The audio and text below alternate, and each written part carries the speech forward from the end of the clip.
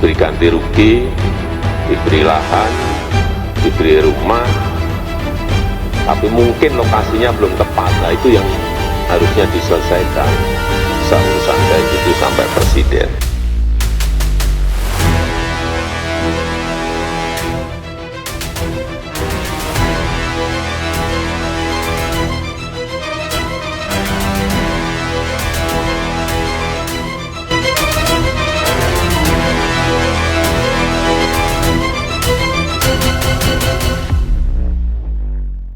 Investasi, konflik, kerusakan lingkungan, lalu bencana datang.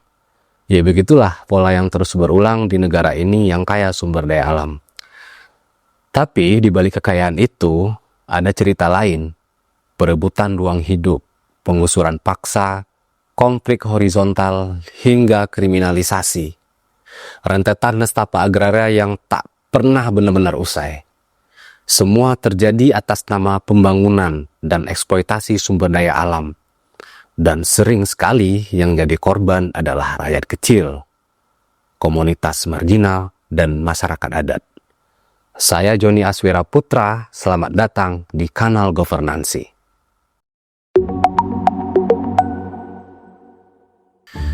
Maka pertanyaannya, kenapa konflik agraria di Indonesia seperti tak pernah selesai?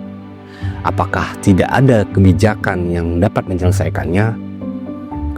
Saya rasa ada, tapi apakah kebijakan itu berjalan sebagaimana mestinya? Atau kebijakan itu keliru? Atau jangan-jangan besarnya kepentingan elit, kekuatan oligarki yang menggenggam erat jantung kekuasaan sehingga menguasai banyak sumber-sumber ekonomi, sumber daya alam kita. Sobat Governansi, tentu kita tidak ingin frustasi atau apatis terhadap keadaan ini. Tapi ya, kita juga harus jujur mengakui bahwa pemerintah kita emang benar-benar belum sepenuhnya menyelesaikan problem sengketa, problem konflik agraria yang berkepanjangan ini. Pemerintah selalu memakai narasi pertumbuhan ekonomi dan pembukaan lapangan pekerjaan untuk memuluskan jalan investasi. Konsekuensinya, bagi-bagi konsesi lahan, perpanjangan izin HGU, relaksasi AMDAL lewat Undang-Undang Cipta Kerja. Nah sekarang, lewat Undang-Undang Cipta Kerja, AMDAL itu cukup diperoleh dengan persetujuan masyarakat terdampak langsung. Begitupun pada tambang, semenjak revisi Undang-Undang Minerba, izin tambang malah makin mudah. Ormas-ormas bahkan juga diberi izin konsesi untuk mengelola tambang. Ya pada akhirnya dominasi tambang makin memperburuk ekologi kita. Data tak bisa dibantah. Amnesty International Indonesia mencatat ada 97 kasus pelanggaran HAM terkait konflik lahan sepanjang 2024. Banyak yang melibatkan aparat dan perusahaan. Mayoritas menyasar kelompok masyarakat adat.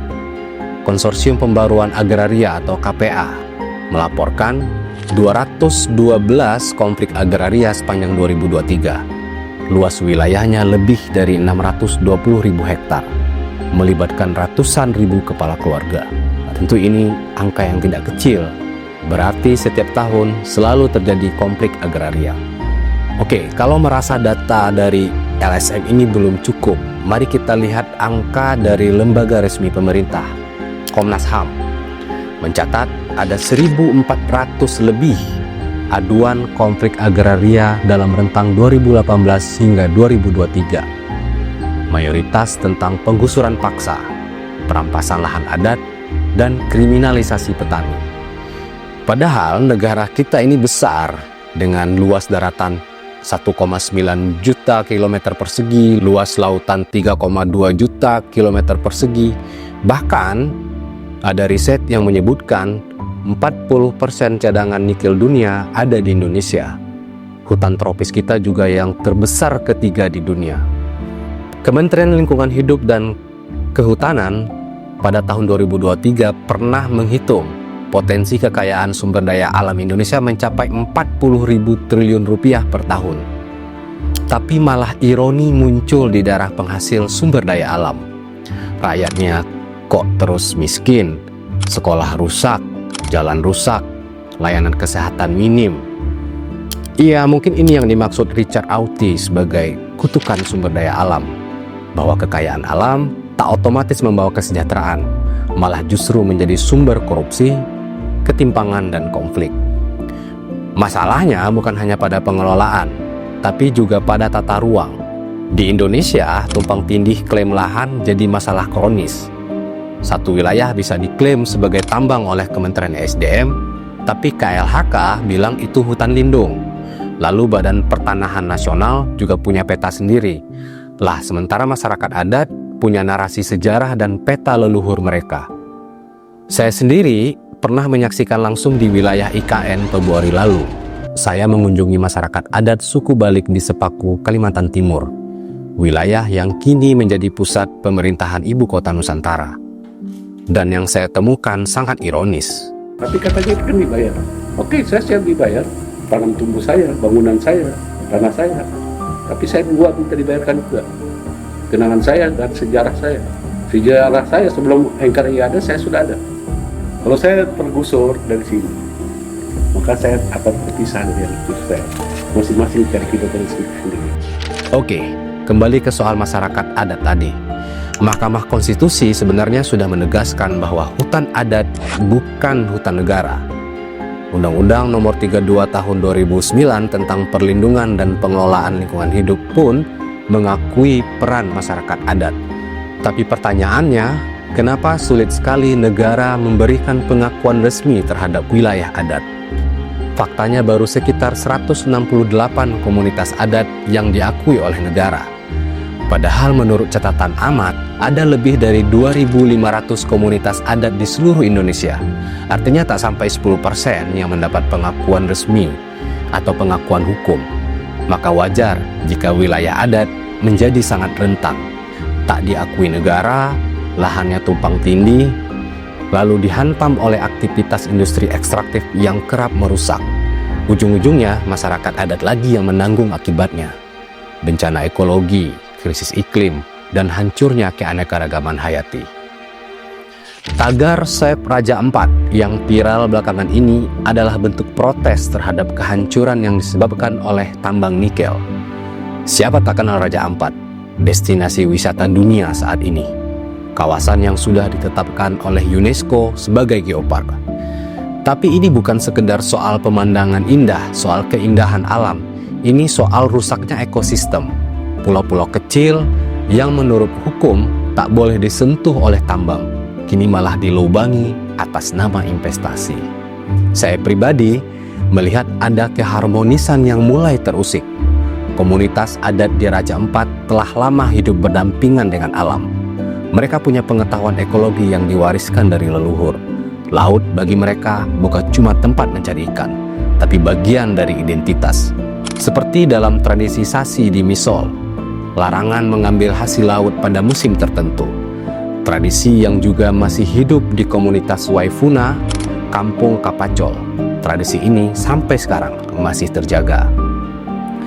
Pertanyaannya sekarang, apakah kekayaan alam tak boleh dimanfaatkan? Boleh, tapi dengan syarat. Syaratnya pun harus jelas, harus mengutamakan keseimbangan ekologi, memberikan manfaat ekonomi yang adil, menjamin keadilan sosial, dan yang terpenting, menghormati hak-hak masyarakat adat.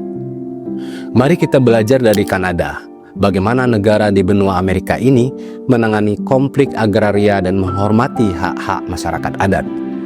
Kanada menerapkan prinsip Free, Prior, and Informed Consent atau disingkat FPIC. Apa itu FPIC? Prinsip ini berasal dari Deklarasi PBB tentang hak-hak masyarakat adat atau yang dikenal dengan UNRIP dan disebut secara eksplisit dalam pasal 19 dan 32. Bunyinya kurang lebih seperti ini. Negara harus berkonsultasi dan bekerja sama dengan masyarakat adat dengan itikat baik.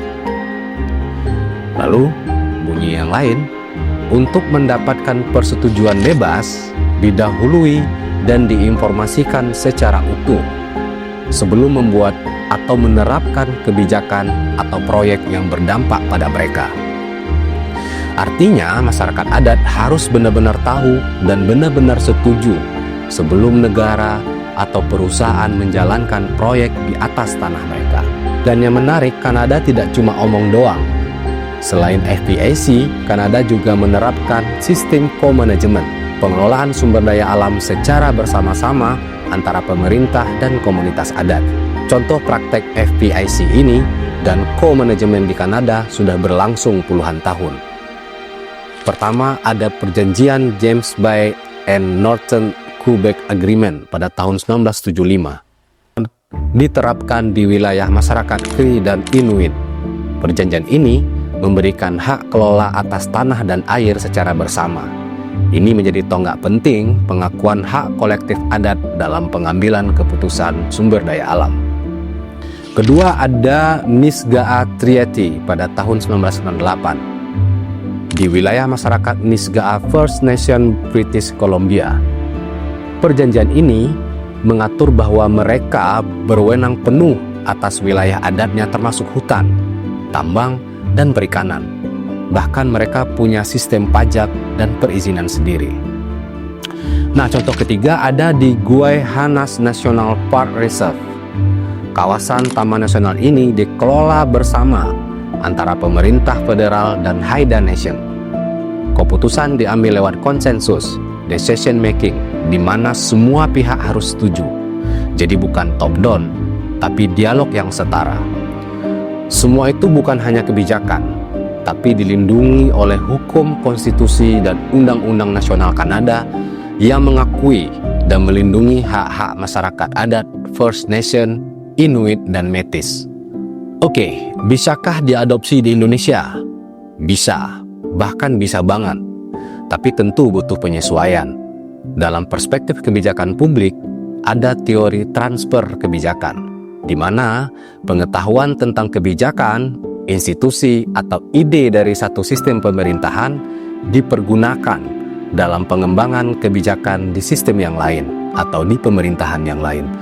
Tujuannya untuk mengatasi permasalahan spesifik terkait persoalan kebijakan tertentu atau yang dikenal dengan istilah problem solving state. Jadi, ide dan kebijakan dari negara lain bisa diadaptasi untuk menjawab persoalan kita. Dua ahli, Dolowitz dan Mars, menyebut transfer kebijakan bisa bersifat sukarela atau dipaksakan. Bisa melibatkan lembaga internasional, negara donor, NGO, hingga lembaga think tank. Ada 3 aspek penting transfer kebijakan. Pertama, terjadi karena dorongan tata kelola kolaboratif. Yang kedua, mendorong partisipasi publik dalam semangat demokrasi. Dan yang ketiga, mengandalkan jaringan sebagai alat analisis kebijakan. Tapi, governance network bisa memperluas atau malah membatasi partisipasi. Ya, tergantung aktornya siapa. Beda dong Kanada dan Indonesia. Oh jelas, dari luasannya, jumlah penduduk, dan keragaman budaya dan sebagainya berbeda. Tapi sekali lagi saya tekankan, proses transfer kebijakan itu tetap membutuhkan penyesuaian. Nah, menurut saya, konsep IVAC di Kanada bisa saja diadopsi, diintegrasikan ke dalam proses AMDAL dan perizinan sektor kehutanan, sektor tambang, atau sektor perkebunan seperti sawit. Ya, istilahnya bisa saja kita sesuaikan. Yang penting prinsipnya dijalankan. Lalu model co-management juga bisa ditiru pada pengelolaan taman nasional yang begitu luas di Indonesia, seperti Taman Nasional Kerinci Seblat di Sumatera, Taman Nasional Wasur di Papua, Taman Nasional Lore-Lindu di Sulawesi, dan kawasan hutan adat melalui peraturan daerah atau perjanjian sosial. Sehingga memang perlu merevisi peraturan pemerintah nomor 23 tahun 2021 tentang penyelenggaraan kehutanan. Konsep IVFC bisa diintegrasikan ke dalam perencanaan tata ruang, kajian lingkungan hidup strategis, dan izin investasi. Tapi sebelum itu ada yang paling krusial. Segera sahkan RUU Masyarakat Adat, karena sudah terlalu lama tertunda, dan ubah paradigmanya ke pemihakan terhadap komunitas masyarakat adat. Kalau revisi butuh waktu, kita bisa mulai dari skema piloting. uji coba penerapan ko-manajemen antara masyarakat adat dan pemerintah daerah bisa dimulai dengan memperkuat kapasitas komunitas, legal drafting, pemetaan wilayah adat, dan negosiasi berbasis hak. Oke, pada akhirnya democratic governance itu sebenarnya bisa diterapkan dalam setiap kebijakan sektor sumber daya alam dengan pendekatan berbasis hak dan partisipatif, agar pelan-pelan mengakhiri konflik agraria berkepanjangan ini. Sobat Governansi, apa pendapat kalian? Sampai jumpa di topik governansi selanjutnya. Salam governansi untuk lestari.